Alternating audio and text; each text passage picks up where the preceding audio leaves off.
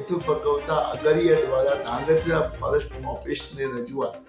રાજ્ય ફોરેસ્ટ વિભાગ દ્વારા વારંવાર રણમાં મીઠું પકવતા અગરિયાઓને કનડગત કરવાના કિસ્સામાં પ્રકાશમાં આવે છે, ત્યારે પાટણ જિલ્લાના સંતલપુર તાલુકાના 700 થી વધુ અગરિયા દ્વારા આજે ધાંગધ્રા ફોરેસ્ટ ઓફિસ ખાતે આવેદન પત્રક આપી ધરણા યોજ્યા હતા.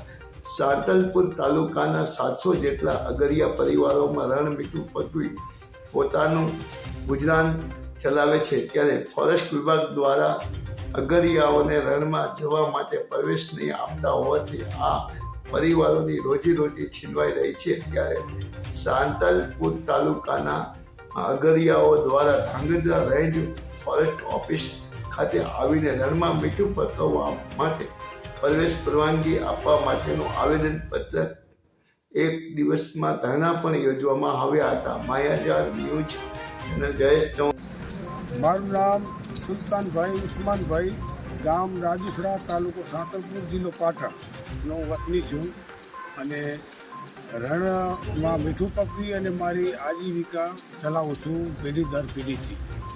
જ્યારે ફોરેસ્ટ વિભાગ દ્વારા અમને રણમાં રોકવામાં આવ્યા. આ સાલ અમારી આજીવિકા છીનવાઈ ગયેલી છે અને વારંવાર એમને રજૂઆતો કરી છે, લિખિતમાં કરી છે અને આજે પણ અમે આવેદનપત્ર સાહેબને આપ્યું છે. એ અત્યારે એમાં સહી પણ એમને કરી આપી છે અને 5 વાગ્યા સુધી તો અહીંયા જ અમે અત્યારે ધરણા ઉપર બેઠા છીએ આજની તારીખમાં.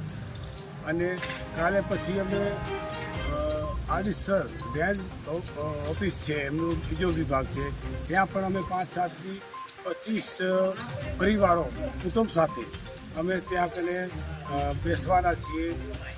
સમજો કે સ્ટેપ બાય સ્ટેપ 25 જણા આજે બેઠા પરિવાર, તો કાલે એવી રીતે 7-8 ત્યાં પણ અમે ધરણા ઉપર બેસવાના. આગામી સમયમાં આપને ન્યાય નહીં મળે તો શું પ્રકારના પગલાં લેશો? એ ધરણા ચાલુ રહેશે અમારા, જ્યાં સુધી ન્યાય મળે નહીં ત્યાં સુધી.